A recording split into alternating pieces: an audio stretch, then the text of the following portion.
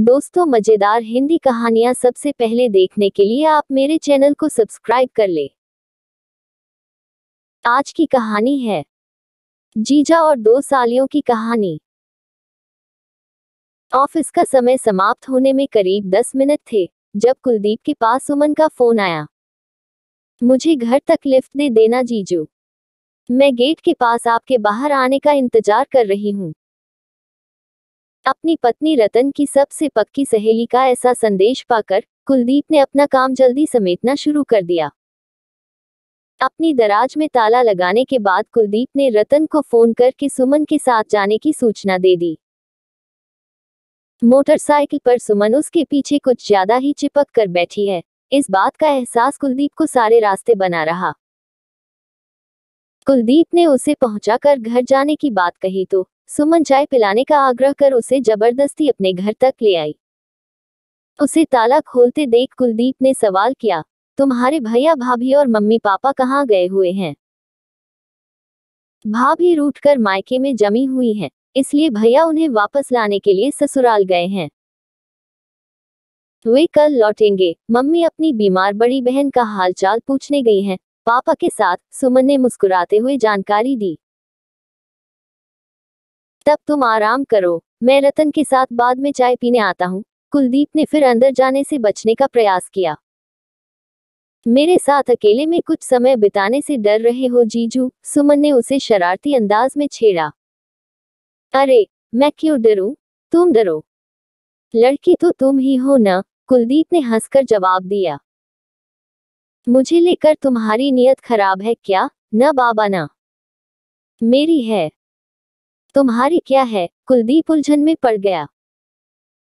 कुछ नहीं, सुमन अचानक खिलखिला के हंस पड़ी और फिर दोस्ताना अंदाज में उसने कुलदीप का हाथ पकड़ा और ड्राइंग रूम की तरफ चल पड़ी।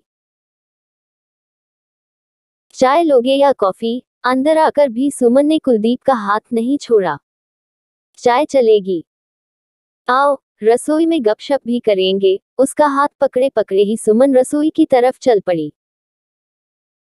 चाय का पानी गैस पर रखते हुए अचानक सुमन का मूड बदला और वह शिकायती लहजे में बोलने लगी, देख रहे हो जीजू, यह रसोई और सारा घर कितना गंदा और बेतरतीब हुआ पड़ा है। मेरी भाभी बहुत लापरवाह और कामचोर है। अभी उसकी शादी को 2 महीने ही तो हुए हैं सुमन। धीरे धीरे सब सीख लेगी, सब करने लगेगी। कुलदीप ने उसे सांत्वना दी। रतन और तुम्हारी शादी को भी तो 2 महीने ही हुए हैं। तुम्हारा घर तो हर समय साफ सुथरा रहता है। रतन एक समझदार और सलीकेदार लड़की है और मेरी भाभी एकदम फूहड़। मेरा इस घर में रहने का बिल्कुल मन नहीं करता। तुम्हारा ससुराल जाने का नंबर जल्दी आ जाएगा, फिक्र न करो। सुमन बोली, भैया की शादी के बाद से इस घर में 24 घंटे क्लेश और लड़ाई झगड़ा रहता है। मुझे अपना भविष्य तो बिल्कुल अनिश्चित और असुरक्षित नजर आता है। इसके लिए पता है मैं किसे जिम्मेदार मानती हूँ? किसे? रतन को। उसे क्यों? कुलदीप ने चौंक कर पूछा। क्योंकि उसे ही इस घर में मेरी भाभी बनकर आना था। यह क्या कह रही हो? मैं सच कह रही हूँ जीजू। मेरे भैया और मेरी सबसे अच्छी सहेली आपस में प्रेम करते थे। फिर रतन ने रिश्ता तोड़ लिया क्योंकि मेरे भाई के पास न दौलत है, न बढ़िया नौकरी। उसके बदले जो लड़की मेरी भाभी बनकर आई है, वह इस घर के बिगड़ने का कारण हो गई है। सुमन का स्वर बेहद कड़वा हो उठा था। घर का माहौल खराब करने में क्या तुम्हारे भाई की शराब पीने की आदत जिम्मेदार नहीं है सुमन? कुलदीप ने गंभीर स्वर में सवाल किया। अपने वैवाहिक जीवन से तंग आकर वह ज्यादा पीने लगा है। अपनी घर गृहस्थी में उसे अगर सुख शांति व खुशियां चाहिए तो उसे शराब छोड़नी ही होगी। कुलदीप ने अपना मत प्रकट किया। न रतन उसे धोखा देती, न इस घर पर काले बादल मंडराते। सुमन का अचानक गला भर आया। सब ठीक हो जाएगा, कुलदीप ने कहा। कभी कभी मुझे बहुत डर लगता है कुलदीप। सुमन का स्वर अचानक कोमल और भावुक हो गया। शादी कर लो तो डर चला जाएगा। कुलदीप ने मजाक करके माहौल सामान्य करना चाहा। मुझे तुम जैसा जीवन साथी चाहिए।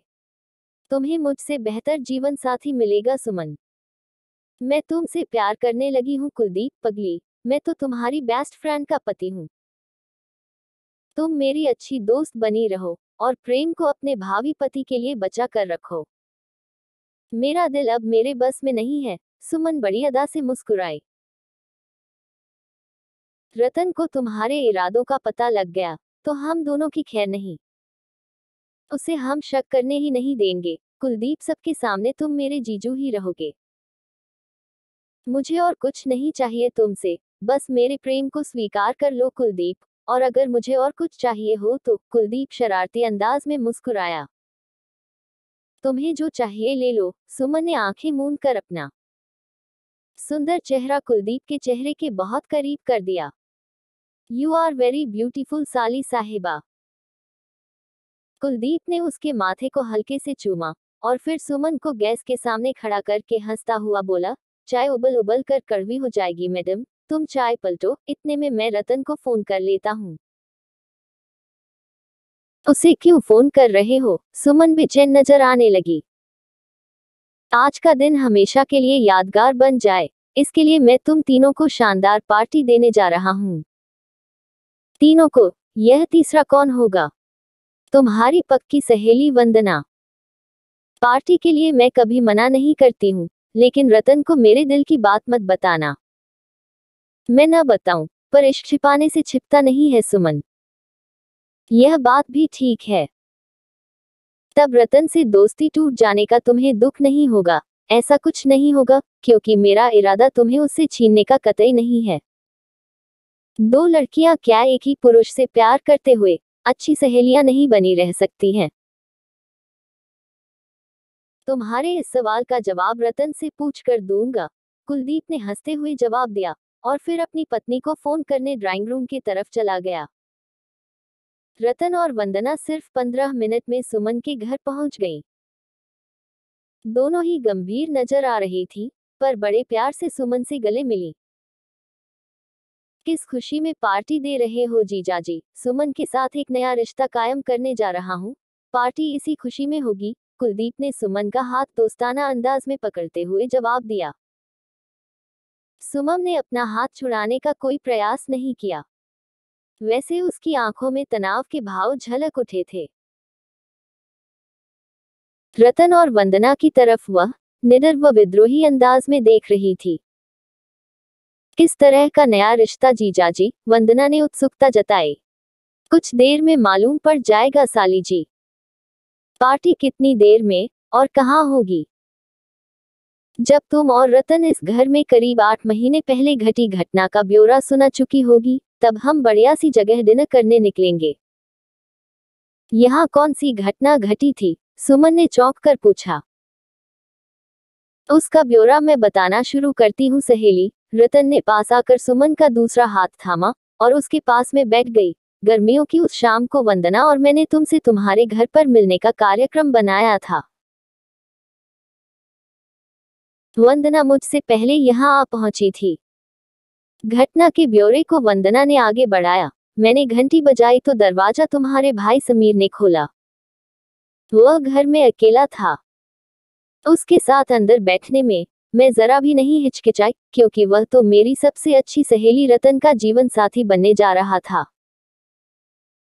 समीर पर विश्वास करना उस शाम वंदना को बड़ा महंगा पड़ा सुमन। रतन की आंखों में अचानक आंसू आ गए। क्या हुआ था उस शाम? सुमन ने कांपती आवाज में वंदना से पूछा। अचानक बिजली चली गई और समीर ने मुझे रेप करने की कोशिश की। वह शराब के नशे में न होता तो शायद ऐसा न करता। मैंने उसका विरोध किया तो उसने मेरा गला दबाकर मुझे डराया, मेरा कुर्ता फाड़ डाला। उसका पागलपन देखकर मेरे हाथ पैर और दिमाग बिल्कुल सुन्न पड़ गए थे। अगर उसी समय रतन ने पहुंचकर घंटी न बजाई होती तो बड़ी आसानी से तुम्हारा भाई अपनी हवस पूरी कर लेता सुमन। वंदना ने अपना भयानक अनुभव सुमन को बता दिया। मुझे विश्वास नहीं हो रहा है इस बात पर, सुमन बोली। उस शाम वंदना को तुम्हारा नीला सूट पहनकर लौटना पड़ा था। जब उसने वह सूट लौटाया था तो तुमने मुझसे पूछा भी था कि वंदना सूट क्यों ले गई तुम्हारे घर से। उस सवाल का सही जवाब आज मिल रहा है तुम्हें सुमन। रतन का स्पष्टीकरण सुन सुमन के चेहरे का रंग उड़ गया। तुम दोनों ने यह बात आज तक मुझसे छिपाई क्यों? सुमन रुआसी हो उठी। समीर की प्रार्थना पर एक भाई को हम उसकी बहन की नजरों में गिराना नहीं चाहते थे। वंदना भी उठकर सुमन के पास आ गई। मैं समीर की जिंदगी से क्यों निकल गई, इसका सही कारण भी आज तुम्हें पता चल गया है। मैं बेवफा नहीं, बल्कि समीर कमजोर चरित्र का इंसान निकला। उसे अपना जीवन साथी बनाने के लिए मेरे दिल ने साफ इनकार कर दिया था। वह आज दुखी है, इस बात का मुझे अफसोस है। पर उसकी घिनौनी हरकत के बाद मैं उससे जुड़ी नहीं रह सकती थी। रतन बोली। मैं तुम्हें कितना गलत समझती रही। सुमन अफसोस से भर उठी। कुलदीप ने कहा, मेरी सलाह पर ही आज इन दोनों ने सच्चाई को तुम्हारे सामने प्रकट किया है सुमन। ऐसा करने के पीछे कारण यही था कि हम सब तुम्हारी दोस्ती को खोना नहीं चाहते हैं।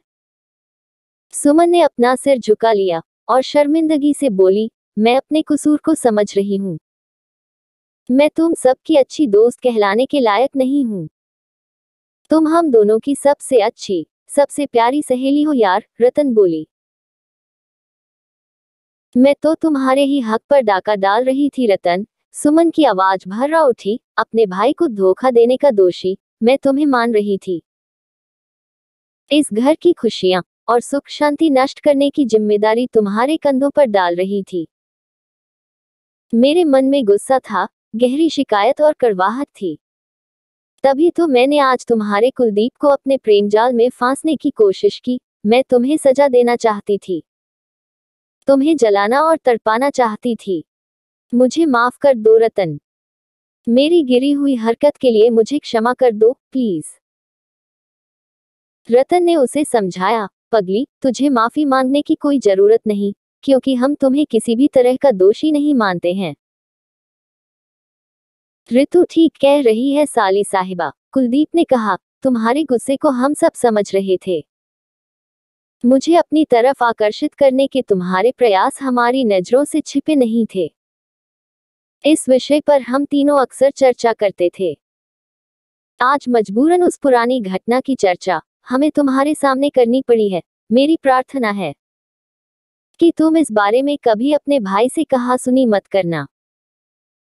हमने उससे वादा किया था कि सच्चाई तुम्हें कभी नहीं पता चलेगी। वंदना ने सुमन से विनती की। हम सबको पक्का विश्वास है कि तुम्हारा गुस्सा अब हमेशा के लिए शांत हो जाएगा और मेरे पतिदेव पर तुम अपने रिंग रूप का जादू चलाना बंद कर दोगी।